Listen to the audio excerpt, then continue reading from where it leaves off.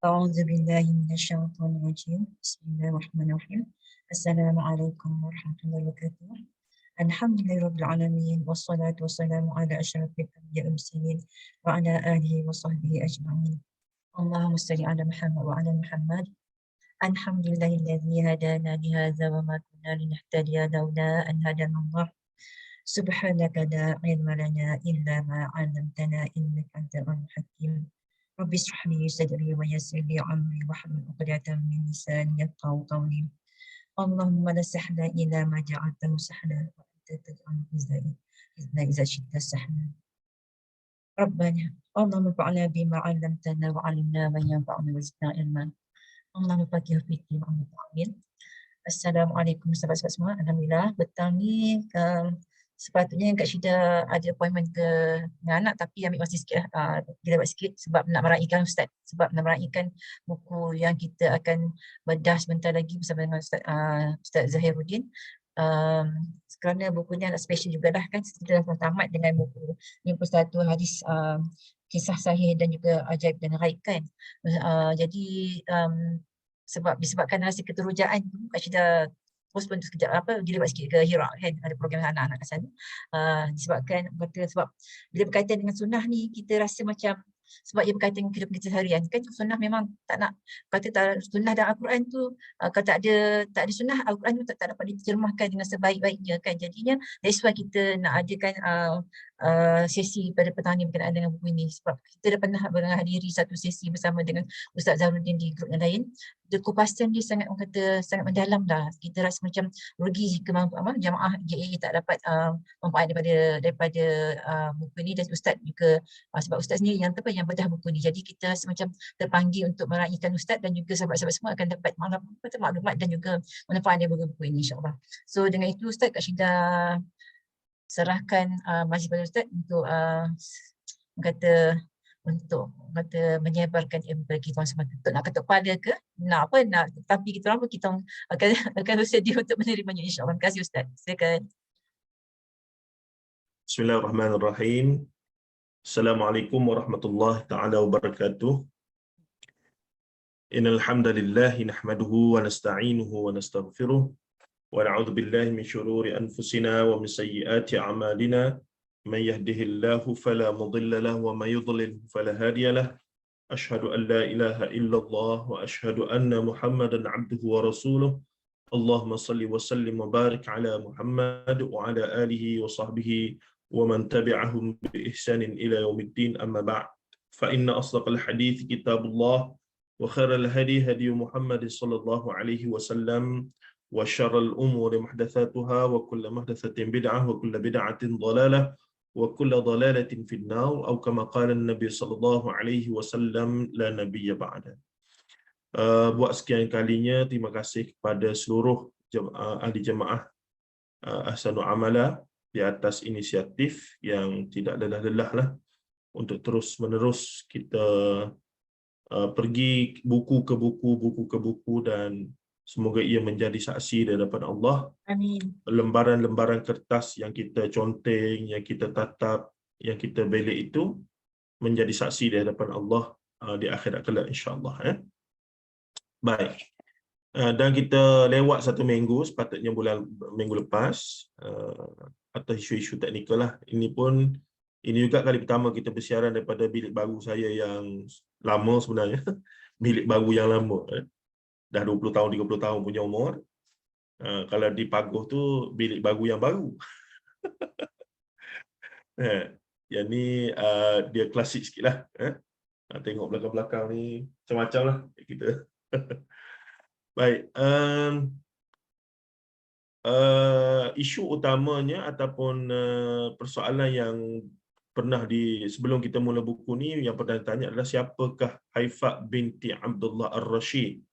Siapa Haifa ni yang kita nak baca kitab dia ni, sebab diajarkan oleh saya juga. Mesti kita tahu siapa pengarangnya. Jadi sikit sebanyak, Haifa binti Abdullah Ar-Rashid ni seorang doktor dalam bidang akidah dan pemikiran Islam daripada belah-belah Saudi. Dan dia ni memang low profile dan tak banyak gambar dia dalam talian. Dan pernah kita jumpa gambar dia pun pakai purdah gitu ya. Jadi setakat saya duk search yang baru ni tak jumpa lagi, tapi adalah contohnya di sini Doktorah Haifa ni contoh keluar gambar-gambar pelik-pelik ni. Ini tidak ni orang lain ni. Apa nama, dan di Lebanon ada nama Haifa Wehbeh. Haifa Wehbeh ni penyanyi gelik tahap dan dia rasanya bukan Islam lah. Jadi jangan kita terkejut lah nama Arab ni kita ingat ulama belaka ke, tidak begitulah ya. Dan carian kita lagi menjumpai dia punya profil latar belakang universiti ada tadi. Mana dah? Sekejap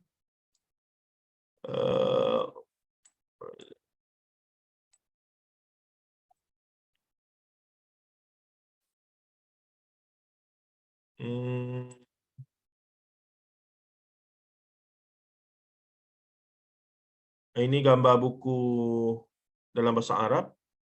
Al-wasiyyatu bi ba'di sunani shibhil mansiyah. Al-wasiyyah yakni peninggalan-peninggalan sebahagian daripada sunnah yang hampir-hampir dilupakan. Begitulah terjemahan literalnya. Okey, oleh Haifa binti Abdullah Ar-Rashid. Dan ini dia punya mana ni? Okey.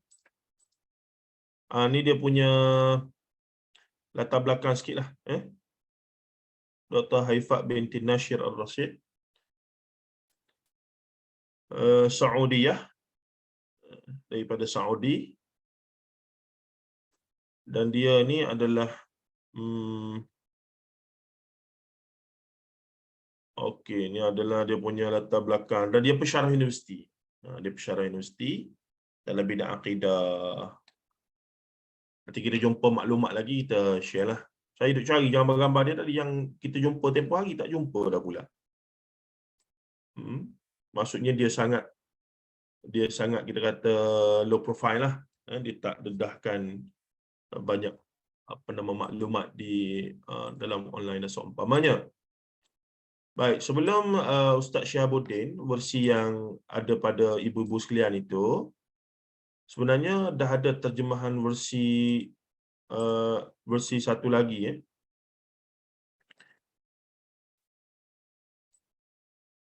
100 sunnah yang dilupakan.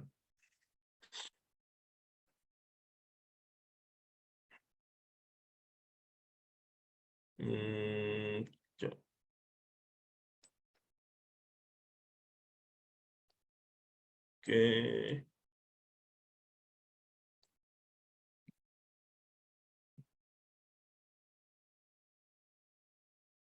Yang diterbitkan oleh Camilla Publica.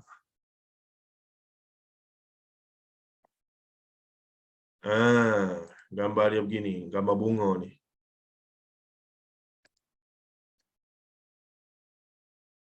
Ni sebelum Ustaz Syihabuddin terbit, ni pihak yang terlebih dahulu menterjemah dan menerbitkanlah. Okey. Kemudian Ustaz Syihabuddin terbit ni, ini versi Indonesia lah. Saya pula buku saya tertinggal di Paguh. Nasib baiklah carian saya ada versi Indonesia yang diterjemahkan dan di-share secara bebas ni. Kantor Dakwah Sulaim. Tahun bila ni? Sunnah-sunnah yang nyaris terlupakan, Haifa binti Abdullah Ar-Rashid. Samalah, mungkin bahasa sikit berbeza, tapi kontennya insya-Allah masih lagi sama insya-Allah. Baik. Terjemahan kantor dakwah. Kantor apa dia? Ibu-ibu yang pejabat, minat nonton sinetron itu. Pejabat. Kantor supir. Baik, al-wasiyyatu bi ba'di sunani shibtil mansiyah. Okey, kita tengok terus pada mukaddimah dia. Jadi insya-Allah dari sudut siapakah pengarang tu tidak ada isu. Dia dua lah, siapa pengarang dan apa kandungan yang dikarangnya itu. kalaupun pengarangnya kita tak kenal, tak dapat nak kenal pasti latar belakang dia, tapi kita tengok konten buku dia tu memang dinyatakan sumber daripada mana, daripada Sahih Bukhari, Sahih Muslim, dan kita tak nampak dia masukkan unsur-unsur yang meragukan, maka kita anggap insya-Allah lah buku tu menepati manhaj ataupun metodologi pengambilan sumber daripada sumber yang sahih dan seumpamanya. Tapi mengenali nama pengarangnya semestinya lebih baiklah. Dan kalau sempat saya akan tunjuk satu manuskrip Melayu, yang manuskrip terawal yang diterjemahkan dalam tulisan Jawi sekitar umurnya 1100 Masihi, yang dianggap sebagai, dan kontennya tentang Nur Muhammad.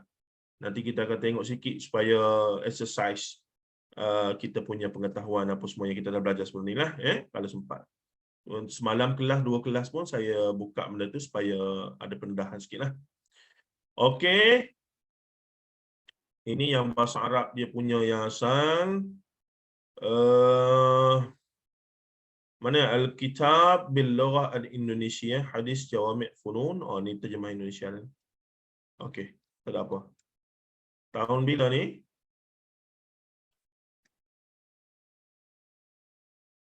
Mana tahun? 1428. Dia tak bagi tahun Hijrah. Tahun Hijrah. Masihi. Tak apalah, tak ada isu. Okey, 2007 lagi. Ada di sini. Indonesia dah mendahului kita lah dalam banyak keadaan untuk karya-karya terjemah. Ini tak dapat dinafikan. Baik. Okey, boleh tak tengok semua pada muka surat pengenalan ataupun mukaddimah? Sama tak? Lebih kurang?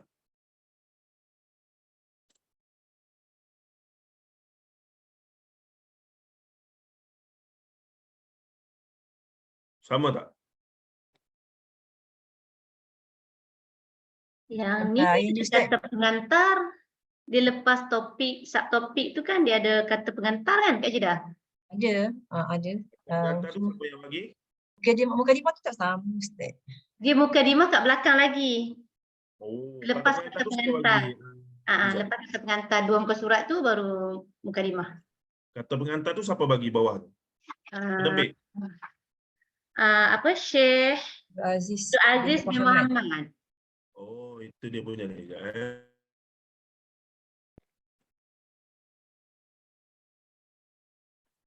Ini tak ada. Dia tak masukkan pengantar tu.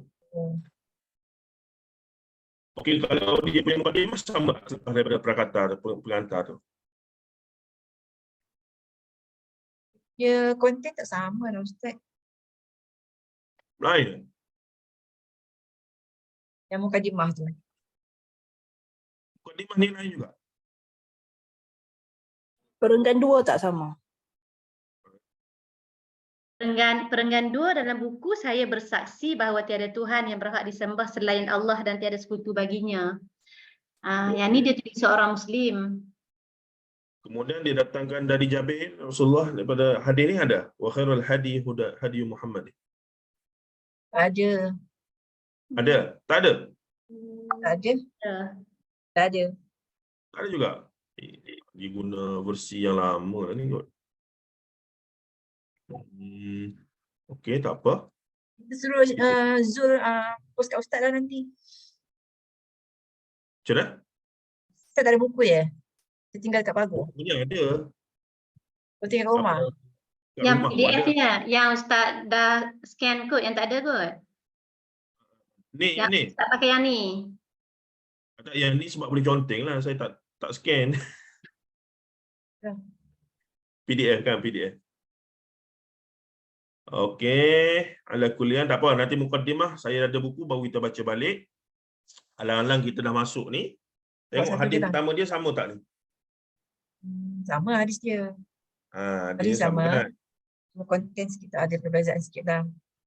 Mukadimah ni mungkin dia guna versi yang lama. Dia guna versi yang lama. Biasanya kitab ni kalau dah dia lama, dia akan ada versi baru punya cetakan baru dia akan tambah mukaddimah apa semua, kemudian itu biasalah orang Arab gitu ya. Jadi apa kita abaikan dulu ataupun tak apalah, saya baca sikit apa yang ada dalam ni dulu sikit, benda-benda umum saja. Contohnya disebut sini berkaitan kepentingan beramal berdasarkan dalil-dalil Al-Quran dan Sunnah, maksudnya mendahulukan. Kita tahu Islam itu sumbernya dua kan, Quran dengan Sunnah. Quran, Sunnah. Jadi hal-hal yang berkaitan dengan akidah dan ibadah mestilah macam-macam mana pun dilihat pada Quran dengan Sunnah dulu. Akidah dan ibadah. Ataupun dalam hal muamalat, itu masih lagi ada perbincangannya. Tapi asasnya yang kita nak benar-benar ikut SOP Quran dengan Sunnah dalam urusan akidah dan ibadah. Ini dalam kelas yang Cik Zul buat tu, kita dah bincang panjang lebar siapa yang join ya. Jadi itu yang jadi isu. Bukan kata apa yang kita fokus ke dalam ni, sunnah ni, sehingga kita mengabaikan ataupun menyalahkan sebahagian amalan yang jadi kebiasaan dalam masyarakat. Kerana apa yang masyarakat dia buat pun sebahagiannya tidaklah mencapai tahap bid'ah dalalah. Cumanya sekarang, kan parameter yang saya sebut, yang mana lebih dapat markah A. Itu dia punya isunya. Jadi kalau kita dah belajar yang ni dan kita cuba amalkan yang lebih dekat, yang lebih tepat dengan SOP ataupun KPI sunnah Rasulullah, maka tak sewajarnya kita dengan mudah juga menyalahkan amalan yang biasa diamalkan di luar sana, melainkan jelas perkara itu salah. Betul? Itu sikap orang belajarlah macam kita ya. Jadi kenapa kita memilih yang ini? Kerana kita nak dapat markah A. Kita nak dapat A+. Itu saja isunya. Jadi bila A+, adalah cara dia. Lepas tu yang orang awam duk buat tu, mereka okey dengan markah cukup-cukup makan. Berapa cukup makan? C, D. Anak kita balik bawa, mak, ibu, mama dapat D. Nak marah, anak tak marah, kau memang tak belajar. Geram juga kan? Jadi kita tahulah. Tapi kalau dia dah berusaha sungguh-sungguh, kita tengok dia baca buku, buat ulang kaji, tapi markahnya tak ada rezeki. Entah macam mana, masa buat tu tertidur ke apa. Nak balik. Itu tak apalah, kita pun dah apa nama, mengiktiraf dia punya kerja kuat tu. Ya. Anak lelaki saya ya, kita orang risau betul Nombor 2, UPKK lah. Dengan jawinya tak fasih, sudahlah budak ni. Tapi kakak dia duk kutuk-kutuk dia lah. Kalau bergaduh memang kakak dia kutuk lah. Awak tu apa, jawi pun tak berhenti baca. Tengok-tengok sekarang, tiba-tiba timbul sendiri dia punya kesedaran tu. Kita memang tak perlu marah pun, marah-marah lah bagi ni. Tapi kita tahu selagi mana dia tak fikir sendiri, tak timbul apa nama daripada dalam diri dia sendiri, payah dia nak bangkit itu Macam kita dulu, macam saya dululah, orang duk suruh apa semua buat tak tahu. Tapi bila kita sendiri terfikir, aku tak boleh ni, kita berubah ni. Barulah kita sendiri berlakunya transformasi tu Jadi anak lelaki saya dalam setahun, awal tahun tu exam bulan awal tahun tu berapa? Merah je semua. Kita pun dah risau dah, sudah budak ni. Ibu dia bukan main risau Tapi kemudian yalah, kita macam biasa bagi nasihat, kenalah belajar, bukan susah pun buat kerja ni. Tiba-tiba kesedaran tu datang dengan sendiri. Bila kesedaran tu datang sendiri, dia memang bekerja, nampak dia, sampai ustazah kata, bagus Raya Mustaqim sekarang ambil tahu soalan keluar apa, kenapa saya jawab salah, kenapa jawab. Duduk dalam kelas pun depan sekali. End up dengan sekarang kebanyakan paper 80 lebih 90. Ibu dia sampai menangis. Tak sangka. daripada merah-merah tu tiba-tiba tu, tapi tak tahulah hujung-hujung tu. Bila dah begitu, kita pun sayalah. Apa pun result di hujung sana, tak ada masalah lah. Kita tahu dia dah bekerja kuat, dia dah bagi perhatian, dia dah berubah. Tu okeylah tu. Selesailah. Bukan nak masuk universiti dapat kerja dah pun. Baru dah jadi 5 kot. Kan? Kadang-kadang kita ni terlalu Yelah, kita nak cemerlang, tapi kita tak bolehlah terlalu. Kadang-kadang mak ni lebih-lebih, mak ayah ni lebih-lebihnya. Kan? Jadi kena relax sikit tengok perjalanan. Pada saya dia dah perform baik, berusaha, bagi perhatian apa semua. Baik. Jadinya dalam konteks ini kita nak ibadah yang the best. Maka kita duk belajar Quran hadis ni supaya nak cari, dan kita pun tahu orang yang paling sempurna ibadahnya adalah Nabi Muhammad sallallahu alaihi wasallam. Tak lain tak bukan. Tak ada orang lain. Dan golongan kedua yang terbaik ibadah mereka apa semua adalah para sahabat Rasulullah sallallahu alaihi wasallam. Jelas di situ. Jelas sangat-sangat. Baik. Jadi kita dalam keadaan yang sudah jauh daripada zaman Rasulullah. Ini zaman Rasulullah. Ni kita berapa ni? 1400 berapa? Ni Rasulullah 1 hijrah. Berapa hijrah Rasulullah meninggal? 45 sekarang, Ustaz. 1445. Rasulullah meninggal 13 hijrah. 13, 12. 13, Ustaz. 13 hijrah. 13 hijrah. 40 tahun di Madinah kan? 40 tahun di Mekah.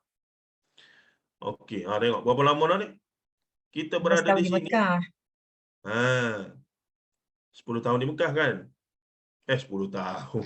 10 tahun di tahun. Madinah, Ustaz. Madinah. Madinah 13 tahun di 13 Makkah. tahun. Hijrah. Rasulullah Macam mana? wafat pada 11 hijrah. 11 hijrah.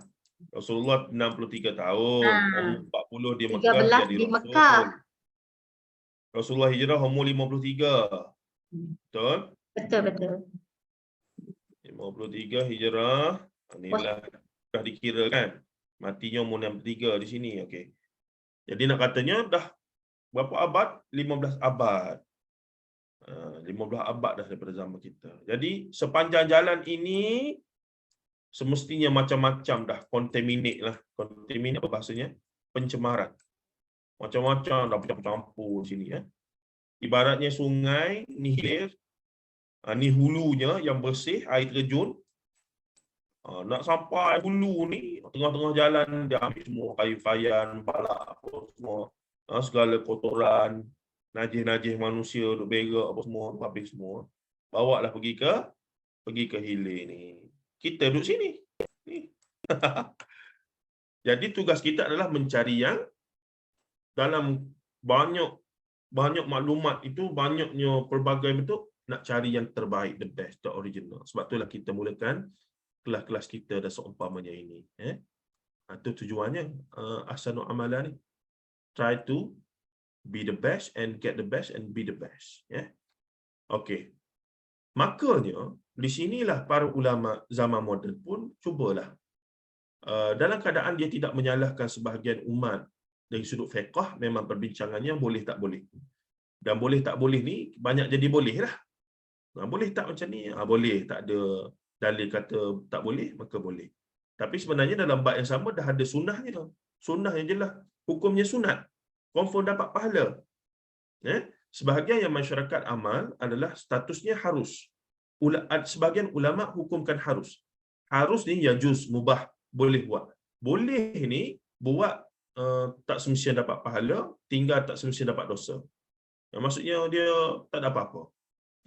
Why not daripada harus tu kita cari yang betul-betul sunat ni. Contoh minum air. Okay, kita ambil botol minum air. Asal hukum minum air ini harus. Sebab dia bukan ibadah. Dia minum air ini benda manusiawi. Benda muamalat harian kita. Kita kafir ke, kita Islam ke, kita Rasulullah terima wahyu ke, Rasulullah tak terima wahyu ke, manusia minum air. Itu bezanya. Kita tak perlukan panduan wahyu untuk ajar kita minum air. Tetapi bila kita nak minum air, disebabkan kita umat Nabi Muhammad, kita teringat Rasulullah ajar nak buat apa-apa baca bismillah. Nak minum air ni pun kita pun teringat, Rasulullah ajar baca bismillah. Kita pun baca bismillah, dapat satu pahala sunnah. Kemudian kita teringat nak pegang tu tangan mana? Rasulullah kata biyaminik, dengan tangan kanan kamu. Suap makanan, pegang benda makan-makan ni dengan tangan kanan. Dapat 2 pahala. Bila nak tengok, teringat Rasulullah kata jangan tengok sekaligus. Gok. Dalam hadis Riyadhus Salihin bab makan, Rasulullah ajar kalau nak minum air tu tengok 3 kali dulu. Sikit barulah banyak. Supaya tidaklah terus terlekak. Itu boleh berlaku ya, walaupun minum air tapi dia boleh lekak. Jangan gelojoh maksudnya. Man kata orang Cina tu. Step by step gitu. Makanya dapatlah 3-4 sunnah. Daripada benda yang harus tak ada pahala, boleh minum dapat hilang dahaga sahaja. Lepas tu yang kita dapat disebabkan kita ikut panduan sunnah Rasulullah, dahaga pun hilang, pahala sunnah pun dapat. Sunnah yang sunat hukumnya. Jadi takkanlah kita nak jadi manusia yang rugi. Itu maksud saya. Itu yang kita harian kita ni bila kita bergerak saja, ni menepati sunnah ke tidak? Nak berjalan, nak keluar rumah, Rasulullah keluar rumah buat apa? Apa yang dibuat bila tutup, baca doa apa? Ada seumpamanya. Itulah pada saya manifestasi kecintaan yang benar-benar kepada sunnah Rasulullah sallallahu alaihi wasallam. Bila kita amal sunnah, pada otak kita ni memang nak fikir Nabi lah. Rasulullah buat tak? Rasulullah buat tak? Rasulullah buat tak? Itulah cinta yang sebenar. Sebagaimana kita bercinta dulu zaman-zaman sekolah, zaman-zaman universiti dulu. Ingat 24 jam, itulah benda ni. Rasulullah buat tak macam ni? Rasulullah buat tak macam ni? Rasulullah buat tak macam ni? Itu cinta yang sebenar. Baik, naik dulu. Bismillah.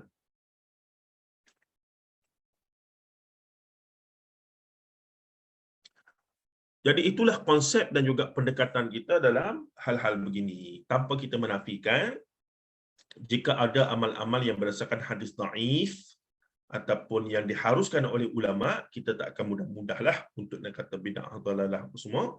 Kita anggap ia khilaf, tapi kita, sikap pribadi kita, kita nak cari yang the best dalam bab tersebut. Okey, kita pergi pada hadis pertama. Hadis pertama ni sebut apa dia? Ini memang ramai orang tak buat. Memang betul lah bila dia susun ni, dia kata 100 yang ditinggalkan. Saya pun bila belajar kitab ni dulu dengan ustaz-ustaz saya, baca, memang betul, tak ramai orang buat. Baik. Okey. Dan awal ni dia mulakan dengan bab wuduk dulu. Ya. Apa dia kata? Bersungguh-sungguh menghisap air ke hidung saat berwuduk. Ya. Istilahnya istinsyaq dengan istinsyar. Istinsyaq apa dia? Memasukkan air ke hidung menggunakan tangan kanan. Asbighil wudu'a wa khallil bainal asabi' wa baligh fil istinsyaq illa an takuna sa'iman. Rawahu arba'ah sahih al-jami' arqam 929. Baik. Arahannya adalah sempurnakanlah wuduk, sela-selalah antara jari jemari. Ini biasa orang kita buat. Dan sungguh-sungguhlah. Wa baligh fil istinsyaq. Dan bersungguh-sungguhlah untuk baligh ni sampaikan. Pastikan sampai air masuk dalam hidung. Beri. Kecuali illa an takuna sa'iman, melainkan kamu sedang berpuasa. Puasa tak bolehlah masuk dalam rongga, boleh jadi batal pula kalau mazhab Syafi'i ya. Baik. Macam mana nak buat ni? Guna tangan kanan. Masa kita basuh hidung ni, kita kena sedut dengan kuat. Ibu-ibu sekalian. Dan perkara itu tidak disukai oleh kita sebahagiannya, saya termasuk, kerana ia menyakitkan kepala. Tu, kalau kita sedut kuat tu jadi pening lah sekejap. Tapi hikmahnya, saya hidung memang ada isu sikit. Nak kata sinus tu taklah juga. Tapi mungkin ada lah ya.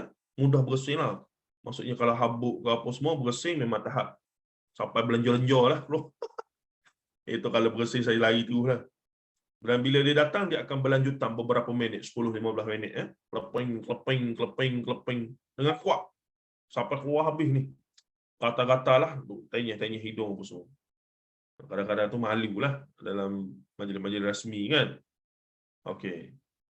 Lepas tu bersin kena kuat. Kalau tak kuat, tak puas hati. Dia kena khok. Kalau tak, dia jadi macam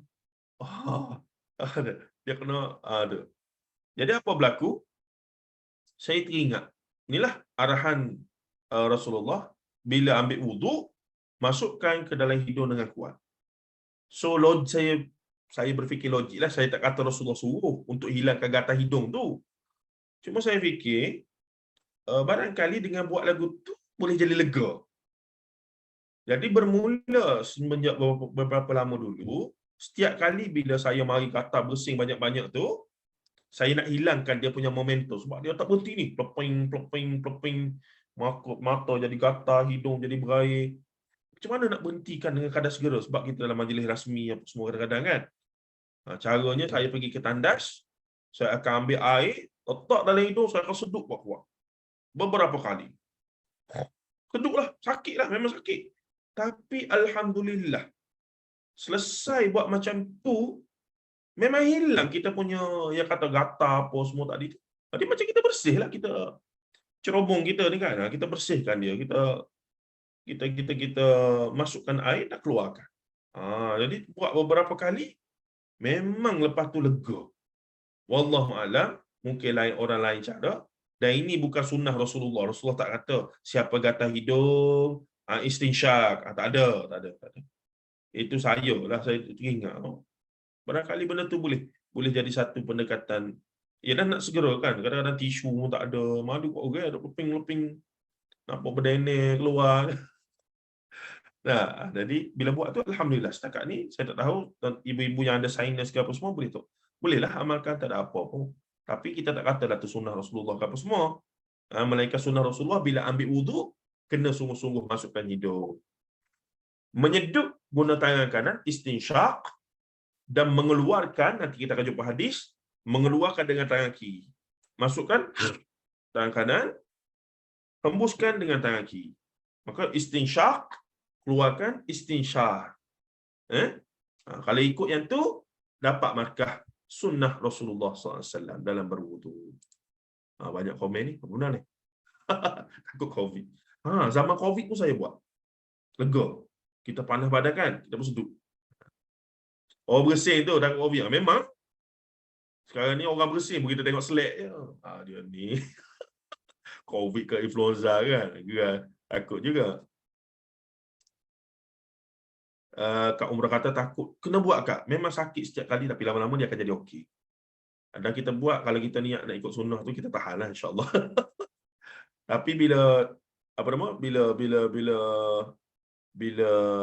ada gatal hidung apa semua saya syorkan buat.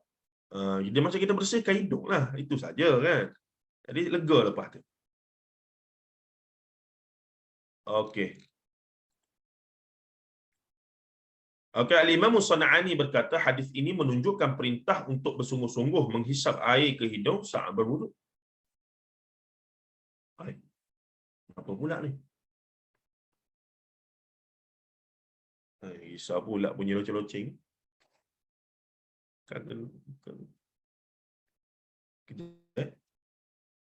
Kita dalam bilik tak apa-apa tengok keluar dah macam-macam. Imam San'ani berkata hadis ini menunjukkan perintah untuk bersungguh-sungguh menghisap air ke hidung, sebenarnya menyedut lebih tepatnya. Menghisap tu okey, bolehlah juga. Menyedut air ke hidung saat berwuduk ya, bagi yang tidak puasa. Imam San'ani telah menguraikan hadis. Baik. Cuma saya sebutkan tadi, bagi mereka yang sinus, ada resdung, bolehlah tanya-tanya gatal tu buat juga. Pada saya, setakat saya dah praktis, menjadilah untuk melegakan saat itu ya. Okey. Baik, kita pergi kepada sunnah yang kedua, berkumur dan menghisap air ke hidung ketika berwuduk sebanyak 3 kali dengan satu telapak tangan. Abdullah bin Zaid radhiyallahu anhu, yakni cucu kepada Harithah. Abdullah bin Zaid bin Harithah. Siapa ni? Cucu angkat Rasulullah lah. Nah. Ke lain Abdullah bin Zaid? Anak Zaid bin Harithah ke? Ataupun Usamah bin Zaid? Abdullah bin Zaid bin Usama bin Zaid. Saya juga ni. Anak kepada anak saudara Asma ke ni? Cek Baik. Abdullah bin Zaid radhiyallahu anhu berkata tentang kata bunyi lagi ni. Sekejap saya kena pastikan. Kita tengok Bahasa Ustaz lain. ke latihan kebakaran ke apa ke?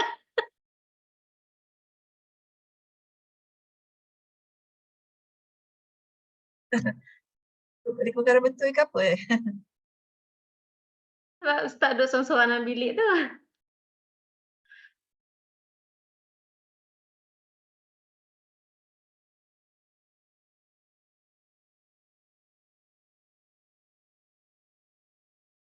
Liza, Ya.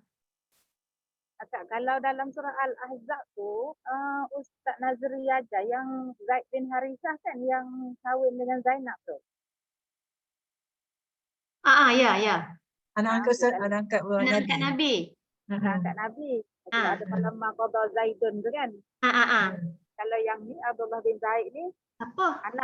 anak dia ke? Kalau Ustaz nak Google. apa tu yang kalau apa tu kalau anak kepada Asmah tu Asmah bin apa ni? Apakah tu suami dia apa tu Zubair bin Awam, Al-Awam. Anak dia nama tapi ini kena rasa anak ni Abdullah bin Zaid ni anak Zaid bin Harithah lah pastinya.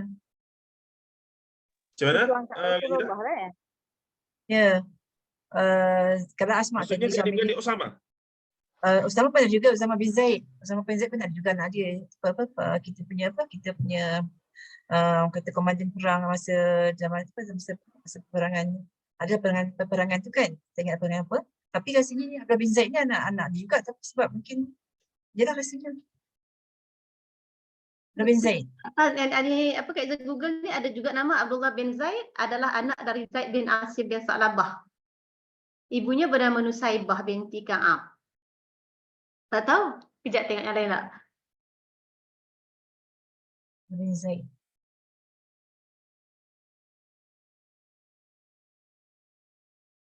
Nak sedap lagi tanya Ustaz Zul nanti. Mesti ada jawapan. Apa kita tinggalkan dulu bab tu. Kak Liza cari. Tapi antara sahabat yang melihat secara live. Dan satu benda yang saya perasan kalau ibu-ibu perasan. Rasulullah ni bila nak ajar sahabat solat. Wuduk dan solat. Rasulullah akan terus pergi praktikal. Rasulullah tak akan ajar secara teori. Nanti kamu buat gini, buat gini, buat gini. Tak.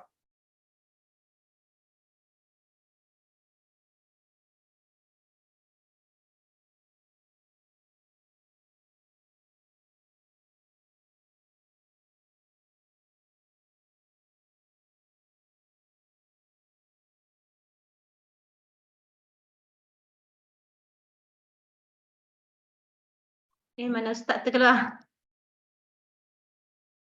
Terbakar. Tak bunyi-bunyi loceng kita. Kenapa? Kita kidnap ke apa? Tiba je dah hilang. Ustaz Kan ni tak ada berbunyi. Kan loceng dah ada berbunyi tadi. kok ada orang kok ada orang kena Ustaz ke apa kalau macam ni. Oh sampai dah sudah. Boleh tiba-tiba hilang pula. Kena cakap kat UM ni Ustaz, something wrong. 3 kali dah ni.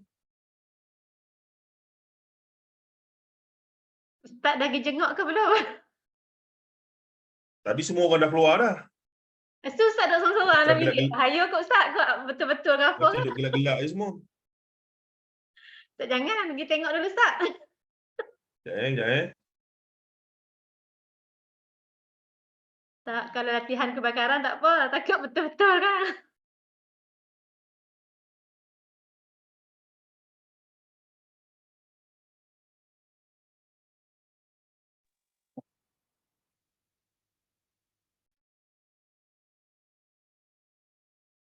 Fire drill tu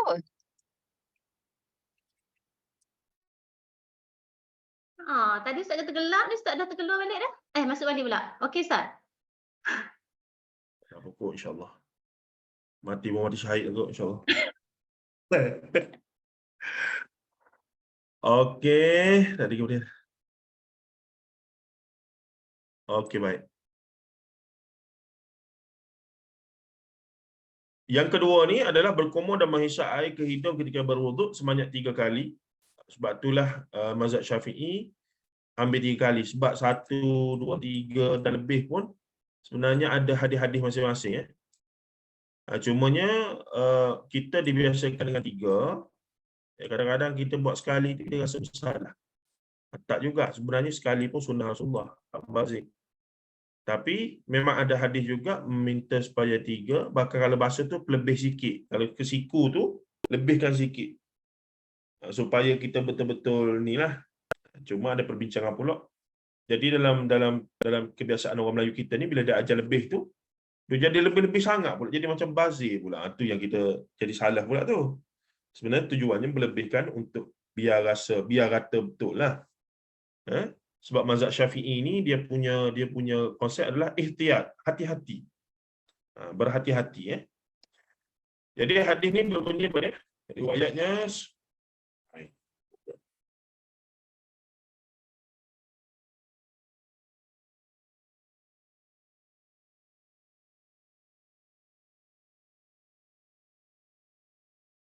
saya call technician Frozen, Ustaz. tanya.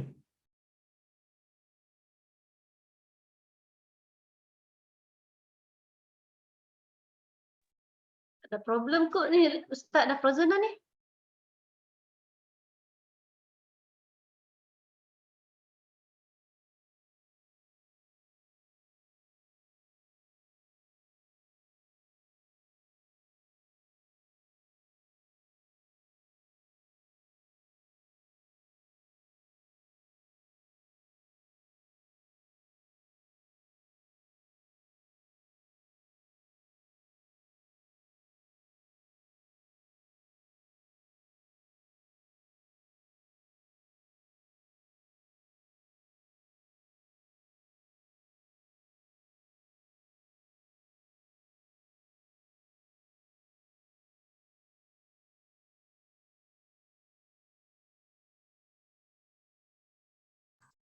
Saya dah sahkan dengan technician, dia kata tengah testing. Dia kata kalau bunyi lama tak berhenti, tu keluarlah dia kata. Tapi kalau sekejap berhenti, tu tengah testing. Okeylah, at least kita rasa lega ya. Risau juga. Ini lain pun asyik duk buka tutup ni kenapa pula Tuan-tuan Jumaat Dan Jumaat ni sentimental semua Baik, hadis tadi pertama tadi siapa riwayat ni? Dalam versi saya ni ada nota kaki lah. Yang ibu-ibu sekalian saya tak tahu yang baru Ustaz tu. Hadis riwayat Abu Daud, Tirmizi, Nasa'i dan Ibni Majah, Sahihul Jami' nombor 9229. Baik. Abdullah bin Zaid radhiyallahu anhu berkata tentang tata cara wuduk Rasulullah. Saya sebut tadi Rasulullah dan para sahabat ni kalau dia nak ajar orang lain solat, dia tak akan ajar secara teori saja. Solat ni gini, kamu dengar aku cakap ni, gini, tak.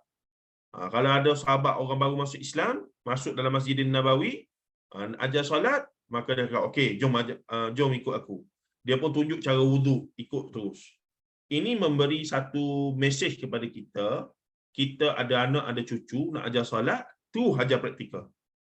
Walaupun dia tak erti baca Fatihah lagi, walaupun dia tak erti apa lagi, tunjuk terus practicality tersebut.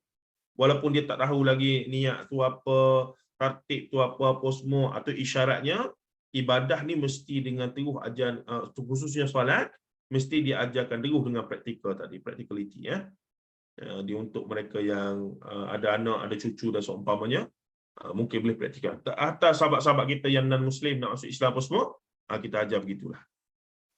Kita bagi tahu tak apa, tak erti baca, ikut je. Ikut je dulu, tak ada masalah. Baik, hadis yang berbunyi yang ini, annahu afragha minal ina'i ala yadayhi faghasalahuma thumma ghasala au madmada wastanshaq. Tadi istinshaq min kaffin wahidatin fafa'ala dhalika thalathan thumma qala hakadha thalathan, 3. Hakadha wudu'u Rasulillah sallallahu alaihi wasallam, rawahul Bukhari. Beliau menuangkan air dari wadah, dari bekas. Bekas tu lagu mana? Cetong ke, gayung ke, bekas air lah maksudnya. Kedua belah tapak tangannya. takung air itu dulu, dan kemudian mencuci keduanya tangan tu, kemudian dia berkumur dan memasukkan air ke hidung dengan satu telapak tangan. Macam mana ni? Kak Liza kata belajar dalam Sahih Bukhari ni. Bukan Ustaz lah Fathul Bari. Ustaz Frozen pula.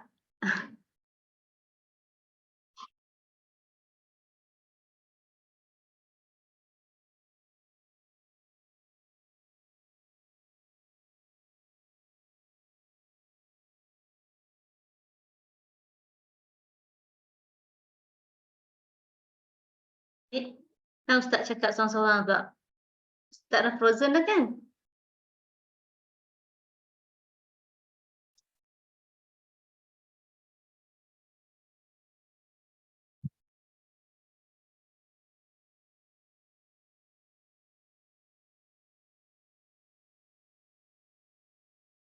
Ustaz Frozen lagi. Ni ujian petang Jumaat kita ni.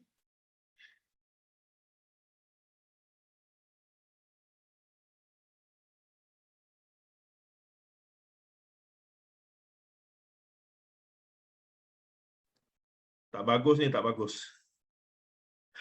Dengan line-line terus sangkut Ustaz. Mereka latihan tu sangkut dengan line internet kan? Mencabar kesabaran ni. Sekejap ya. Saya guna handphone saya punya lah.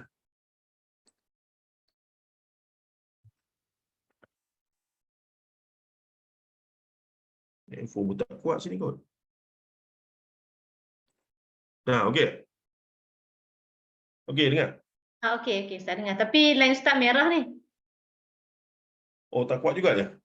Sekarang ni okey lagi tapi signal naik merah lah. Guna handphone. Yang guna wifi tadi okey. Yang wifi tadi dia tak naik merah tapi dia sekejap-sekejap Frozen. Boleh Ustaz cakap je dulu. Sekarang ni dengar lagi. Baik, beliau menuangkan air ke saya tanya tadi bagaimanakah cara dia dimaksudkan guna satu tangan, masukkan air ke mulut terus ke hidung. Bermaksud air itu ditakung, sebahagian masuk mulut terus masuk ke hidung. Maksudnya daripada satu cebok ni, jadi caranya adalah masukkan sebahagian masuk mulut dan sebahagian yang tertinggal tu masuk dalam hidung tu. Itu maksudnya. Itu antara kaedah. Dia kena praktikal lah. Mana ni buat begini tak nampak ya. Baik. Kerah dah. Kekerasan. Okey Dengar Ustaz, elok. dengar je. Okey, suara Ustaz okey, clear. Okey, kemudiannya hal tersebut dilakukan sebanyak 3 kali. Hadis ini sebut 3 kali dan barangkali itulah yang digunakan oleh mazhab Syafi'i untuk mengkiaskan bahawa sebaik-baiknya setiap kali basuhan wuduk itu 3 kali. Maksudnya memang ada hadisnya. Sekali pun ada, 3 kali ada seumpama. Baik. Abdullah bin Zaid berkata, demikianlah wuduknya Rasulullah berkata, hadis ini merupakan dalil yang nyata bagi pendapat yang benar bahawa sunnah dalam berkumur dan menghisap air ke hidung adalah 3 kali cedokan. Jadi buat tadi, mulut hidung tu 3 kali. Dan pada setiap satu cedokan, dia berkumur dan sekaligus menghisap air ke hidungnya. Itu sebaik-baiknya. Ya. Kalau kita boleh buat, maksudnya kita sedang beramal dengan sunnah Nabi berdasarkan hadis ini. Sebab nanti kita akan jumpa sunnah Nabi dalam bab itu berdasarkan hadis riwayat lain pula. Tak salah lah. Betul belaka. Tapi, bila kita buat yang ni, kita tahu bahawa ini adalah sunnah Nabi berdasarkan hadis riwayat Abdullah bin Zaid. Yang mana siapa riwayat ni, tengok bawah.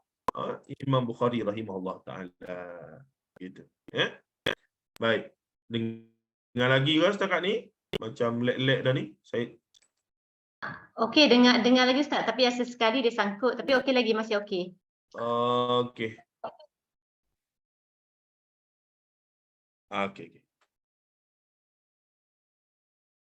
Okey, yang ketiga berwuduk sebelum mandi janabah ataupun berjunub, mandi junub sesuai contoh Rasulullah SAW. Aisyah radhiyallahu anha berkata, sebab tu hikmah Aisyah kahwin awal dengan Rasulullah, akhirnya banyak hadis berkaitan fiqhul mar'ah ataupun fiqh hubungan suami isteri ini ada banyak daripada Aisyah radhiyallahu anha. Jadi Aisyah telah menjadi mufti wanita pertama dalam Islam, yang mana sahabat-sahabat Rasulullah pun Abu Hurairah apa semua bila ada keraguan tentang satu-satu riwayat hadis akan datang merujuk kepada Aisyah radhiyallahu anha. Aisyah. Ni Ummul Mukminin. Baik. Katanya apa dia? Adalah Rasulullah sallallahu alaihi, dia tak datangkan matan Arab di sini ya. Adalah Rasulullah SAW jika mandi janabah, beliau terlebih dahulu mencuci kedua tangannya lalu berwuduk seperti wuduk solat, kemudian beliau mandi. Itu sunnahnya lah. Kalau boleh buat, kalau kita cuba amal, kita sudah buat sunnah Rasulullah SAW. Iaitu sebelum mandi wajib tadi, basuh tangan dulu, ambil wuduk dulu, barulah mandi keseluruhan. Nah, masalah tak begitulah, buka tu pakai zam selalu. Bolehlah sah juga, tak ada isu pun. Yang kita sedang bincang sekarang adalah tambahan, amalan tambahan untuk dapat pahala sunnah Rasulullah SAW. Baik. Al-Hafiz Ibn Daqiq Al-Aid, seorang besar ni, ungkapan lalu beliau berwuduk seperti wuduk untuk salat tidak diragukan lagi menunjukkan disunnahkan mendahulukan membasuh anggota wuduk sebelum memulai mandi janabah. Paling tidak ambillah anggota wajib saja. Muka, tangan, kepala, kaki. Nah, kalau tak nak ambil tertib macam kita wuduk biasa pun gitu. Baik, seterusnya. Sunnah berwuduk bagi orang yang sedang junub jika dia hendak makan dan minum. Lagu mana tu? Nanti kita bincang ya. Dari Abdullah bin Umar radhiyallahu anhuma bahawa Umar bin Khattab radhiyallahu anhu berkata, "Ya Rasulullah, bolehkah kami tidur dalam keadaan junub?" Ringkasnya, lepas bersama dengan suami isteri, terus tidur, tak mandi dulu. Boleh ke? Baginda SAW menjawab, "Ya, boleh. Jika telah berwuduk, kalian boleh tidur dalam keadaan junub." Moleknya, jangan tidur terus, bangkit dulu, pergi ambil wuduk, barulah tidur. Nak mandi, malam sangat sejuk ke lagu mana, tak payah mandi pun tak apa, esok subuh. Cumanya, semolek-moleknya, ambil wuduk dulu. Dan itu sunnah Rasulullah SAW. Semoga kita boleh beramal lah dengan sunnah-sunnah yang nampak macam kecil ini, tapi inilah modal kita nak bawa jumpa Rasulullah SAW di akhirat kelak, di yaumil mahsyar ya. Bahawa kita cuba bila kita mengaji dah hadis Rasulullah, sunnah Rasulullah, kita dah cuba amalkannya dan seumpamanya. Baik. Sunnah berwuduk bagi yang ingin mengulangi jima, Rasulullah SAW bersabda, apa dia? "Idza ata ahadukum ahlahu thumma arada an ya'uda falyatawadda." Rawahu Muslim. Jika seseorang selesai berjima, kemudian ingin mengulanginya lagi, hendaklah, yakni sebelumnya hendaklah di sini jatuh pada hukum wajib ke? Tak sampai tahap wajib, tapi saranan yang agak dituntut, maka dikatakan ia adalah sunnah Rasulullah lah, sunnah yang sunat hukumnya. Sebelum dia berwuduk, hendaklah sebelumnya dia berwuduk sebelum melakukan hubungan kali kedua tadi. Selesai kali pertama, rehat, terasa nak ulangi lagi, maka pergi berwuduk dulu, baru ulangi yang kedua. Itu lebih baik dan mentepati sunnah Rasulullah SAW. Gitu. Ya. Imam Nawawi rahimahullahu taala memasukkan hadis ini dan hadis sebelumnya dalam bab bolehnya tidur bagi orang yang sedang junub dan sunnah baginya berwuduk dan mencuci kemaluan jika ingin makan, minum, tidur atau berjima. Maka dilanjutkan berdasarkan riwayat lain, yang ni ceritanya pasal tidur, pasal nak ulang jima saja. Tapi dalam keadaan lain pun, jika ingin makan, minum, tidur, maka wuduk dulu baru lakukan hal-hal tersebut. Dan itulah yang menepati sunnah Rasulullah SAW. Semoga kita ada usaha dan ada kekuatan untuk beramalkannya, mengamalkan sunnah-sunnah yang kita dah belajar ni. Macam saya sebut sebelum ni, bila kita dah belajar dengan satu hadis dan kita pasti itu sunnah benar-benar Rasulullah, maka dah ada tanggungjawab pada kita. Kerana salah satu benda yang akan ditanya di akhirat kelak adalah ilmu yang kamu dapat tu kamu amal ke tidak. Maka paling tidak tuan-tuan ya, guru-guru saya pesan, salah seorang guru saya, Ustaz Syed Rizal Syed Muhammad bin Aghi kata, paling tidak kita kena buat sekali supaya melunaskan hak hadis tu.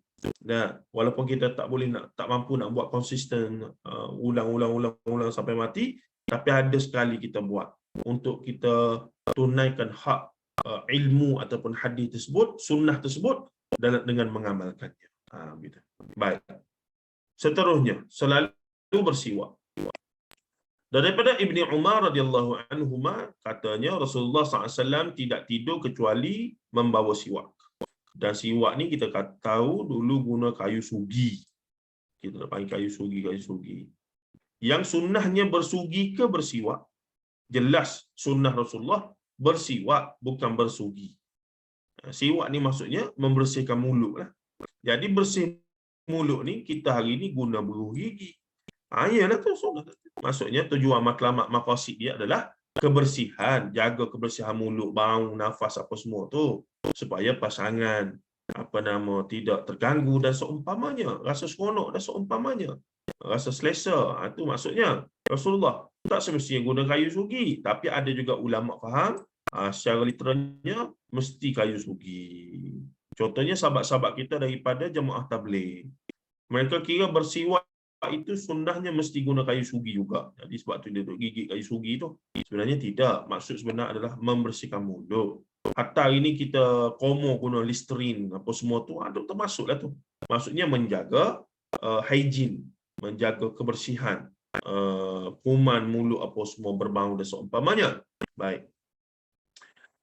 Jadi Rasulullah ini tidak tidur kecuali dia membawa siwak, yakni bersiwak, dan ketika bangun dia memulainya dengan bersiwak. Maksud bangun pagi nak solat subuh tu, saya pun memang tak boleh kalau tak teringat buh gigi ni, rasa macam kehidupan tu rasa macam cacat lah gitu.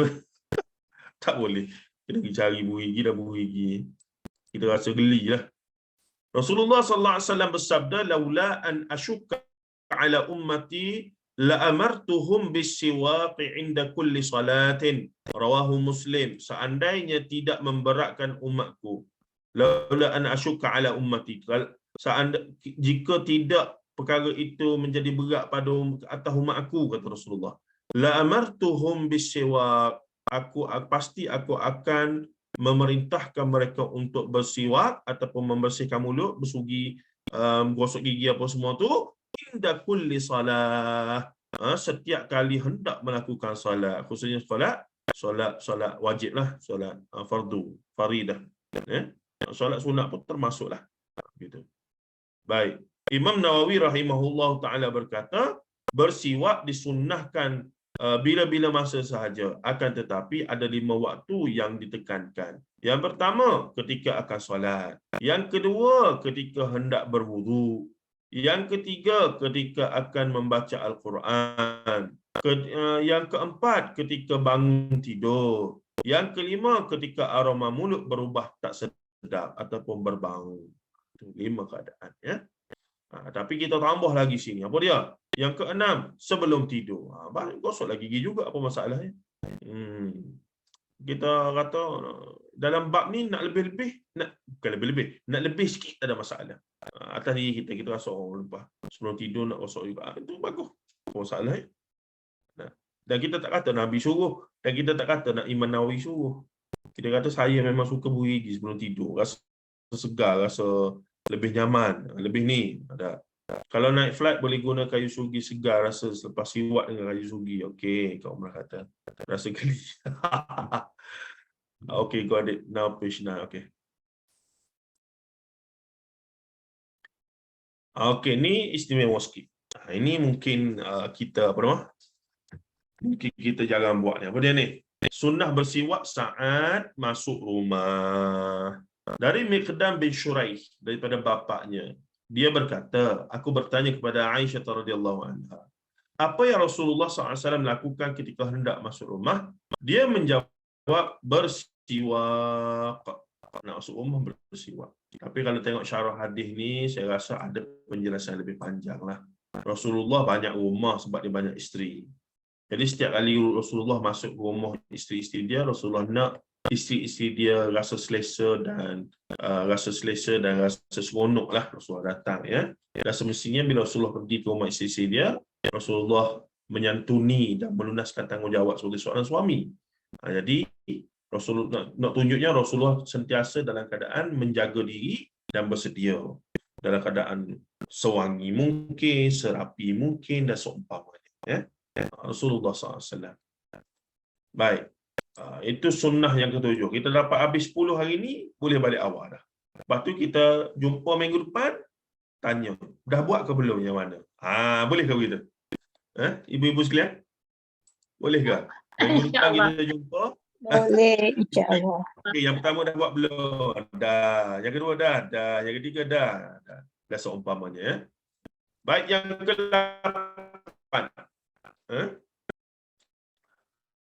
Menyemak surah azan dan iqamah serta mengucapkan apa yang menyemak surah masjid itu sebelah rumah kita. Dalam TV, dalam radio ni ada khilaf sikit. Sebab kalau TV radio ni letihlah juga. Tapi kalau ikut asasnya, asalkan mendengar ada laungan, maka kena jawab kena ni. Cuma ada perbincangan lah. Contohnya bila disebutkan orang yang mendengar azan, kalau dia tak mari solat di surau masjid tu, apa hadis tu tu? Maksudnya jatuh pada wajib orang yang dengar azan dengan telinga dia. Jadi Rasulullah sebut hadis tu ketika zaman baginda lah. Maksudnya, kalaulah azan dibuat secara manual, bila berrabah naik atas bumbung dan melaungkan azan secara manual, sejauh mana sahaja boleh dengar tu, maka menjadi kewajipan untuk mereka datang berjamaah. Tapi hari ini guna speaker. Speaker ni 5-6 km pun boleh dengar lagi. Jadi adakah jatuh kewajipan yang sama? Di situ ada perbincangan di kalangan para sarjana ulama. Sebagian kata tak. Kadar yang jadi kata wajib itu bila didengar secara manual. Walaupun zaman ni zaman moden dah, tarah jatuh wajib tu dengan anggapan rumah dia tu memang betul-betul sebelah surau, sebelah masjid. Memang kalau Bilal tak pakai mikrofon pun dengar azan rumah dia. Ni kalau dia tak pergi, boleh jatuh teruk sangat. Sebab jatuh wajib untuk dia pergi Jumaat tu. Tapi rumah dia memang jauh, tapi azan guna speaker dengar. Tapi dia tak berapa rajin nak pergi. Kalau dia rajin, dia pergi juga. Orang yang iman tinggi ni, subuh, maghrib, zuhur, dia pergi je. Tapi ada yang tak berapa tebal, iman naik turun, itulah. Tai naik, dia pergi. Tai turun, dia buat relax. Ya. Baik, seterusnya, apa yang dikatakan di sini adalah daripada Abu Sa'id Al-Khudri radhiyallahu anhu, sesungguhnya Rasulullah SAW faqulu mislama yaqulul muazzinu, rawahul Bukhari. Jika kalian mendengar azan dia Bilal, kita panggil Bilal sebab apa? Mengambil nama sebenar nama Bilal bin Rabah. Sebenarnya muazzin itu bukan azan, itu bukan laun azan, ya. Idza sami'tumun nida, tapi dia sebut bukan muazzin. Jika kalian mendengar an-nida ni seruan panggilan, yakni merujuk pada panggilan azan, seruan azan. Faqulu mithla ma yaqul, maka katalah sebagaimana yang disebutkan al-muazzin, atau satu arahan. Jika kamu mendengar seruan azan, maka katakanlah sebagaimana yang muazzin itu kata, melainkan nanti akan jumpa hadis, melainkan pada hayya 'alas salah dengan hayya 'alal falah. Pada perbincangan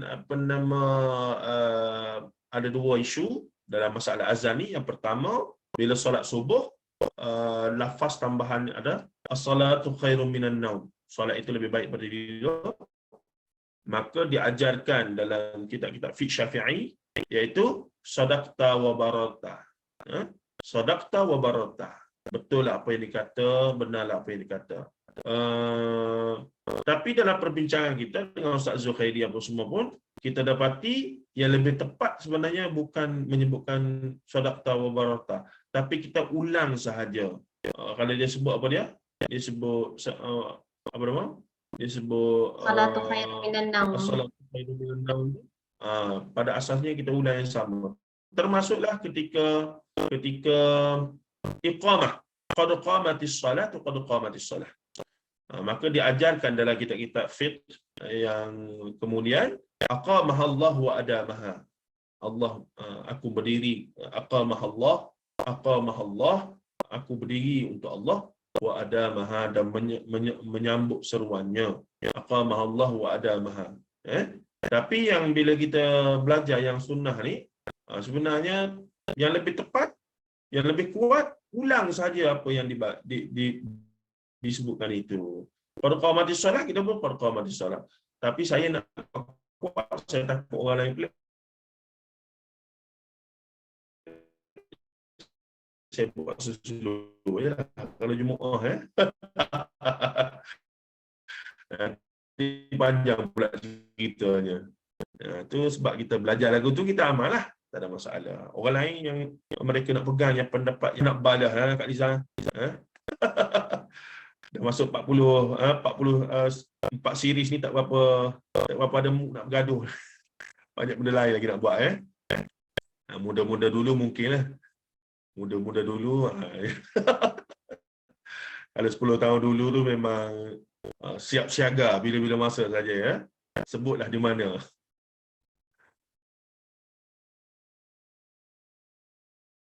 Okay, ni siapa ni? Kak Mulyani kata di surah Khamis sejak mula 2024 ada azan pertama, azan ajak bangun tidur. Di Penang, Pahang ataupun Perak, mereka buat azan 2 kali. Azan pertama apa nama, fajar kazib, dan azan yang kedua fajar shadiq, masuk waktu subuh.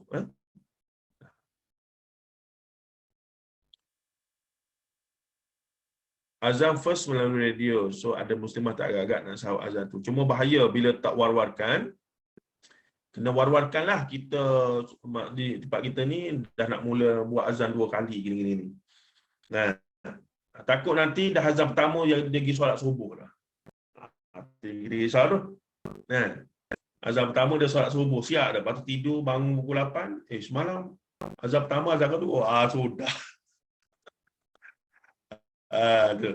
Dan isunya lagi adalah bila benda tu tak biasa di kalangan masyarakat kita, yakni apa nama, azan pertama, azan kedua tu, orang yang paling mungkin kesian sikit adalah Bilal lah. Bilal terpaksa azan 2 kali, kesian dia. Muazzin tu. Ada. Okey, lagi satu nak habis ni 10 lah. Kita berhenti 10 hari ni. Ibnu Qudamah Al-Maqdisi radhiyallahu anhu berkata, ni mazhab Hambali, disunnahkan jika mendengar iqamah mengucapkan apa yang diucapkan. Maksudnya berdasarkan mazhab Hambali sebenarnya, dan sunnah yang lebih tepat amalan ulama zaman awal, mereka tak ucap pun yang disebutkan sebagai apa nama, qad qamatis solah. Qad qamatis solah tu aqamahallah.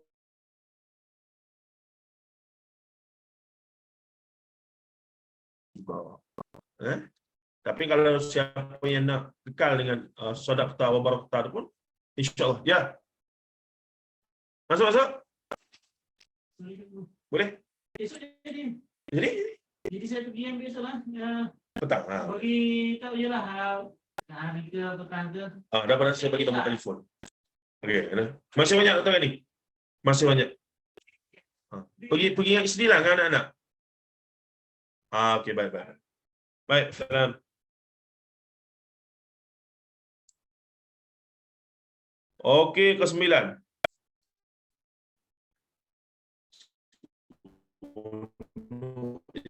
Dia bicara ni boleh balik awal. Kita nak balik.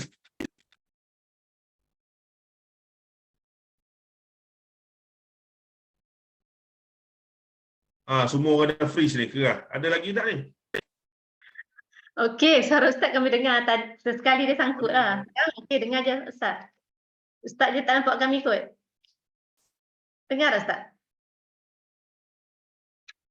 Ustaz mana frozen dah?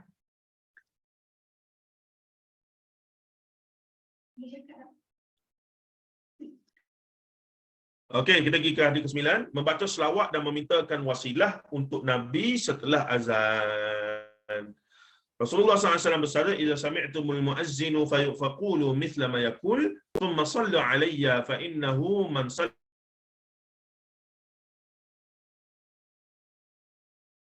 alaihi biha 'ashran, thumma sallallahu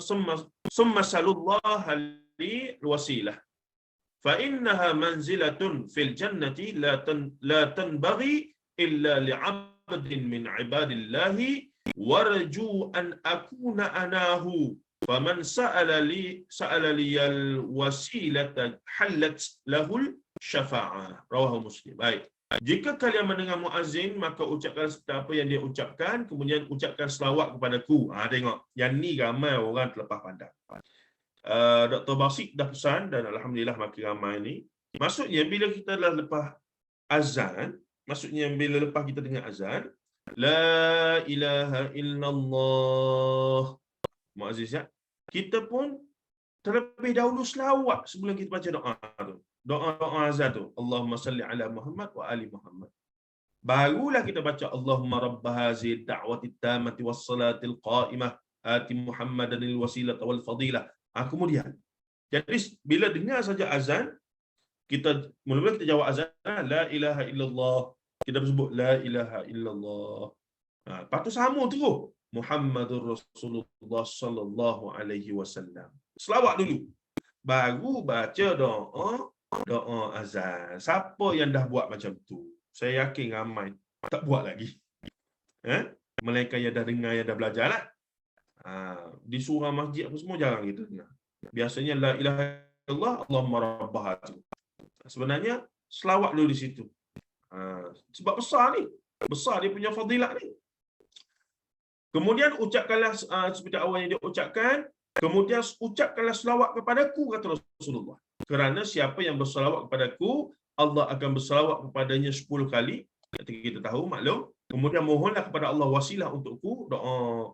Doa azan itulah, Allah marabbah hazihi da'wati tammati was salatil qa'imah tu.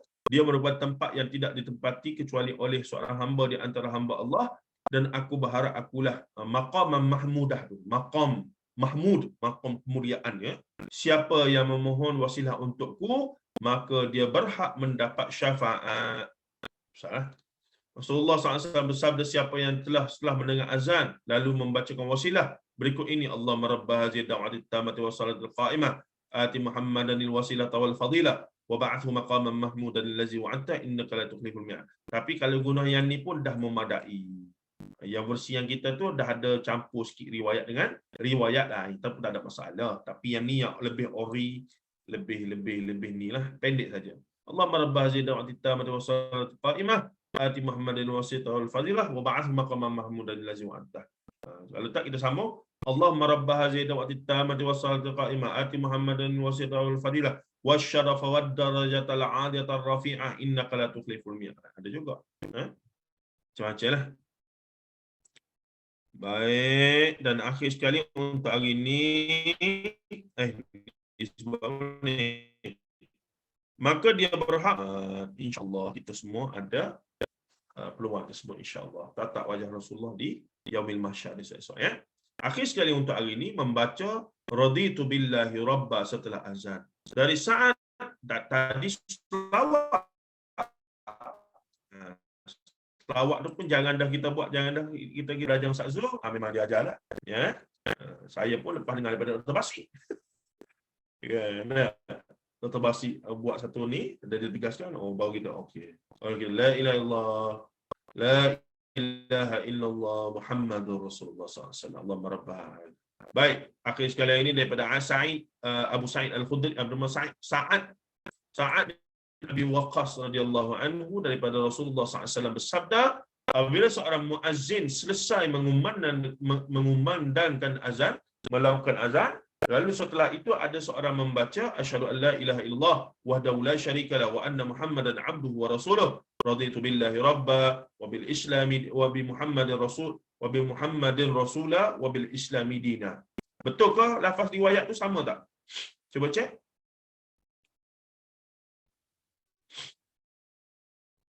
Sama ke Kak Liza?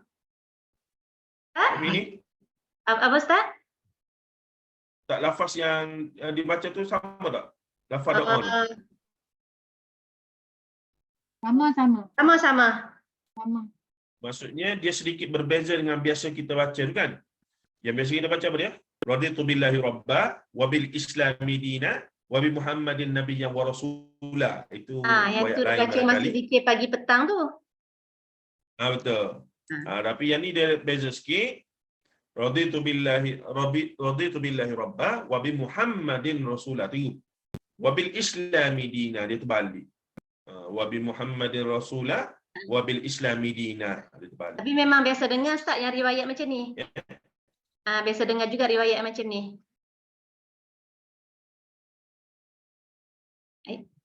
Lain Ustaz ke? Frozen? Ustaz berhenti. Hilang terus, gelap. Saya nampak lagi muka Ustaz tapi frozen dah. Ada lagi ni? Okey, dah dengar dah suara. Mencabar sungguh ya. Mencabar sungguh. Kita perhabislah, kita perhabis bab ni saja. Diucapkan ketika menjawab ucapan muazzin di tengah-tengah azan. Inilah yang ditangkap dari ucapan Imam Nawawi dalam syarah Sahih Muslim, meskipun tidak dikatakan dengan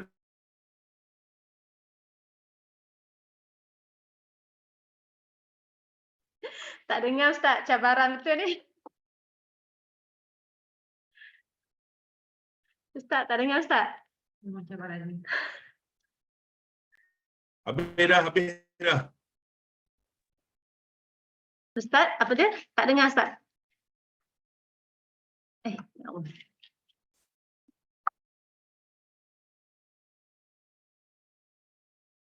Kak Liza dengar tak? Okey, dengar dah. Tapi macam sangkut-sangkut Ustaz. Baik, kita berhenti sini dulu. Kita bagi Itulah kita bagi Zoom berat dulu. Dia suruh pun Ustaz balik awal kita Ustaz. balik awal tadi. Tempat baru tu. Dia sementara nak selesai. Nanti minggu depan saya cuba nanti saya cuba cari kabel supaya boleh tarik kabel tu mungkin lebih stabil lah internet yang ni guna wifi lagi ni. Okay, terima kasih semua, insyaAllah kita jumpa minggu depan. InsyaAllah. Terima kasih banyak Ustaz. Jazakumullah khairan semua. Kita akhiri dengan tasbih kafarah. Subhanakallahumma bihamdika asyhadu an la ilaha illa anta astaghfiruka wa atubu ilaik. Wa a'udzu innal insana lafi khusr illa alladziina amanu wa 'amilus shalihat wa tawassaw bil haqq wa tawassaw bis sabr. Sallallahu ala nabiyyina Muhammad wa ala alihi wa sahbihi ajma'in walhamdulillahi rabbil alamin. Wassalamualaikum warahmatullahi wabarakatuh. Terima kasih Ustaz. Terima kasih semua. Assalamualaikum. Terima kasih Liza. Terima kasih. Terima kasih. Assalamualaikum. Terima kasih semua. Assalamualaikum warahmatullahi wabarakatuh. Warahmatullahi wabarakatuh.